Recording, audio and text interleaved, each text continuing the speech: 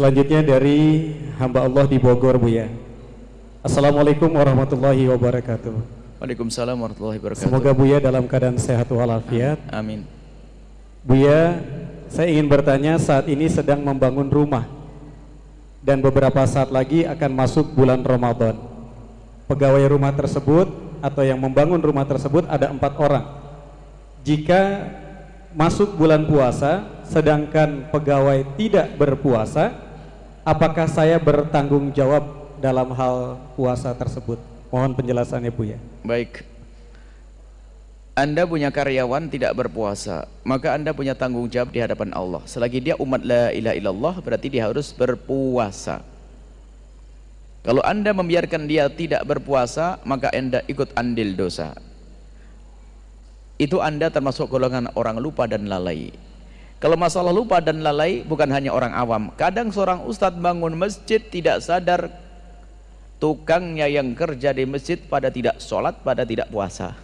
Yang dipikir oleh sang ustadz bagaimana masjid cepat jadi, hari raya bisa untuk sholat hari raya Idul Fitri.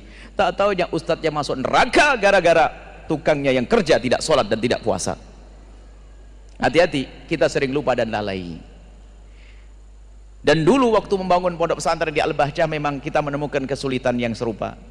Waktu bangun kita pengen punya tukang kan sedikit, kita cari tukang 6. Masya Allah, cari tukang yang sholat susahnya. Dapat tukang yang sholat, keneknya tidak sholat, batal lagi. Ya Allah, susahnya. Akhirnya dapat kita ngambil dari kota lain yang sholat 6 orang. Setelah kita dapat tukang 6 yang sholat, Masya Allah, ada orang membantu masjid sama membantu pondok beberapa lokal. Saya hanya mikir, aduh tukangnya bagaimana, ibadah saya aja belum tentu terima, kok saya sudah buat dosa. Saya mikir, saya hanya pesan kepada yang bangun tadi, tolong yang kerja saya tidak mau tahu deh, pokoknya saya pusing cari tukang yang sholat. Jangan-jangan tukang ahli neraka semuanya. Saya ngomong gitu waktu itu. Akhirnya saya ngomong, carikan tukang yang sholat. Tak taunya betul, mandornya sudah ngasih komando, semua yang kerja harus sholat. Subhanallah, dugaan saya kalau tukang ahli neraka salah, ternyata banyak tukang ahli surga. Waktu masjid baru pertama tukang ada 60 orang sama ini, semuanya sholat jamaah. Diarahkan mau, karena mereka adalah umat la ilaha illallah. Cuman mohon waktu sholat jangan diambil waktu istirahatnya, tambah deh 15 menit untuk sholat.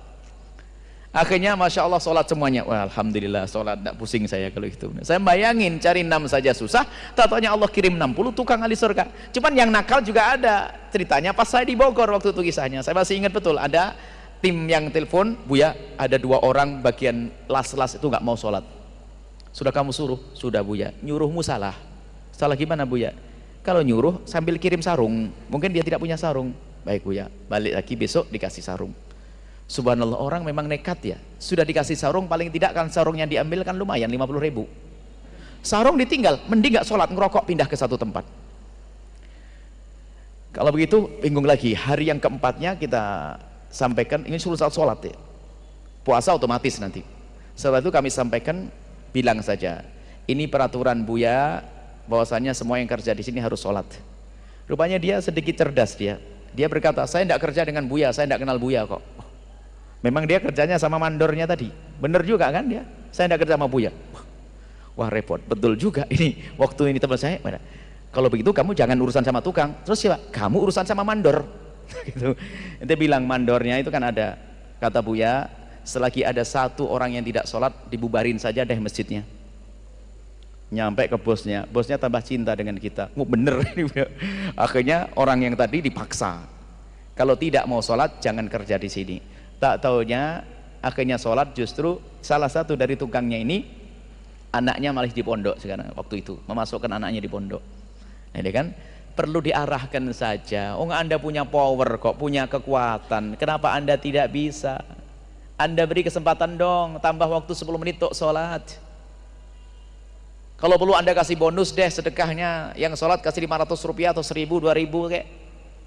Atau yang puasa, makanya kami sampaikan, kalau puasa tolonglah diringankan, kasih diskon 1 jam deh untuk istirahat. Tadi saya sampaikan di awal, biar bisa puasa. Wah, Anda pahalanya gede, meringankan, gak akan mengurangi kerjaan. Tim Al-Bahjah Bogor, Al-Bahjah Cianjur, Al-Bahjah Batam, tolong tukangnya dikasih istirahat tambah 1 jam deh dalam sehari sepanjang bulan Ramadan. Ini sedekah kita untuk dia. Nah, ini perlu seperti itu. Jadi betul Anda ikut dapat dosa kalau Anda biarkan dia tidak puasa dan tidak sholat. Subhanallah, semoga Allah mengirim kepada kita tukang ahli surga. Semuanya jadi ahli surga. Dia masuk surga pun tidak akan terima kalau sendirian. Melihat bosnya, Anda melihat bosnya masuk neraka. Ya Allah, saya kerja di dia gara-gara suruh sholat, saya jadi sholat masuk surga. Kok dia masuk neraka? Ya Allah, masukin ke surga dong dia. Gitu nanti. Kita pengen selamat semuanya. Selesai ya? Mudah. Ajak semuanya untuk bisa sholat dan berpuasa. Wallahu a'lam bishawab.